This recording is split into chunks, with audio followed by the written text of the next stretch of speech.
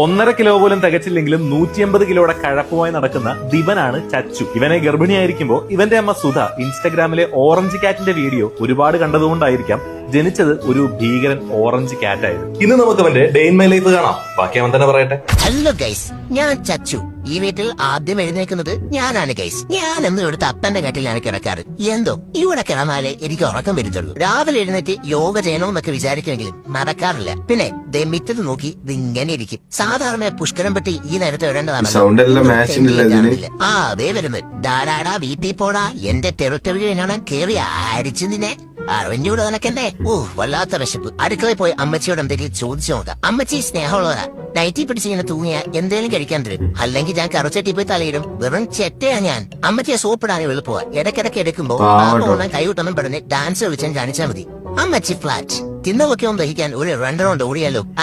ഇന്ന് ഇത്ര മതി. ബാക്കി വൈകിട്ട് പുതിയ സ്കിൽസ് എന്തെങ്കിലും അൺലോക്ക് ചെയ്യാൻ സമയമായിരിക്കുന്നു. ഈ മരം കുറച്ച് ദിവസമായിട്ട് ഞാൻ ശ്രദ്ധിക്കുന്നുണ്ട്. ഒന്ന് കയറി നോക്കാം. So simple. കുടുങ്ങിയല്ലോ നാഥ. ഞാൻ എന്റെ യൂട്യൂബ് വീഡിയോയിൽ കേരളം മാത്രമേ പഠിപ്പിച്ചിട്ടുള്ളൂ. എനിക്ക് ഇറങ്ങാൻ അറിഞ്ഞൂടാ. ആരെങ്കിലും ഒന്നും ഇറക്കി തറ. അപ്പോഴേക്ക് ചേട്ടായി വന്നതുകൊണ്ട് രക്ഷപ്പെട്ടു. ഇല്ലെങ്കിൽ ടെൻഷൻ അടിച്ച് പണ്ടാലോടങ്ങി ചത്തുപോയനെ പുല്ല്. ഇത് ഈ വീട്ടിലെ മൂത്ത ചേട്ടായി, ഗൾഫുകാരനാ. ചേട്ടായി വന്നു കഴിഞ്ഞാൽ എനിക്കും സന്തോഷമാ. ഇതുപോലെ പൂച്ചസിപ്പൊക്കെ കൊണ്ടുവന്ന് തരും. ലഞ്ച് ടൈം ആയിട്ടില്ല, എന്നാലും നമ്മൾ ഇതിന്റെ ആളാണ്. എന്നെ ഇങ്ങനെ സ്നേഹിക്കലടാ പൊന്നെ. ഇനി വേറൊരുത്തരുണ്ട് ഈ വീട്ടിലെ ഇളയ സന്തതി ശല്യം. എന്റെ ട്രെയിനറാണെന്ന് അവന്റെ വിചാരം.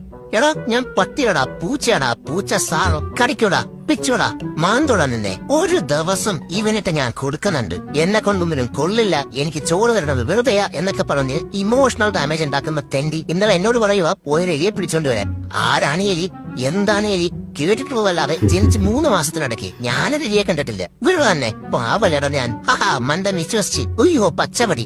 ഇതെന്റെ പേടി സ്വപ്നമാണ് ഗൈസ്. ഇത്രയും വിശാലമായ വീടുണ്ടായിട്ട് ഇവൻ എന്നോട് പറയുക പുറത്തുപോയി മുള്ളാൻ. നമ്മള് വിടുവോ? ഇന്നലെയും സാധിച്ചത് ഇവന്റെ കട്ടിലടിയില്ല. അതിനീ ക്ലാപ്പൻ ഈ വടിയെടുത്തൊരു വരവ് വന്നെ പൊന്ന് ഗൈസേ. ഉയരം കൊണ്ട് പണിതുകൊണ്ട് ഈ ഡെയിമേലെ നിന്നിട്ട് കാണാൻ പറ്റി. ഹായ്, ലഞ്ച് ടൈം ആയ. ഇന്നും ലഞ്ചിന് മത്തിയാനാണോ? ദാരിദ്ര്യം.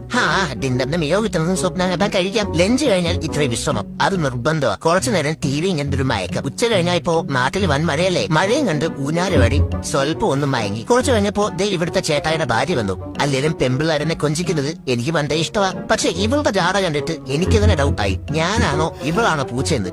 എരി ജാട മാറ്റി എന്നെ എടുത്തുനിന്ന് കൊഞ്ചിക്കരി. ഞാൻ പൂച്ചയാടി. വൈകിട്ട് ചായയും കുടിച്ച് റീലും കണ്ട് അപ്പന്റെ കൂടെ ചർച്ചയും ചെയ്ത് ഒരു ഇരുത്തം. അത് കഴിഞ്ഞ് അപ്പന്റെ കൂടെ കുറച്ചു നേരം ഫുട്ബോൾ കളിച്ചപ്പോഴേക്കും വളർന്നടാ. അപ്പോഴേക്കും അമ്മച്ചി വന്നു, മിയോ തന്നു, ഞാൻ തിന്നു. അപ്പൊ അത്രേ ഉള്ളൂ. സത്യം പറഞ്ഞാൽ ഇങ്ങനത്തെ ഒരു പൂച്ചയൊക്കെ ഉണ്ടെന്നുണ്ടെങ്കിൽ നല്ല ടൈം പാസ് ആണ്, നല്ല രസമാണ്. എന്തായാലും എല്ലാവരും പറ്റുന്നുണ്ടെങ്കിൽ ഓരോ പൂച്ചനൊക്കെ വളർത്ത്.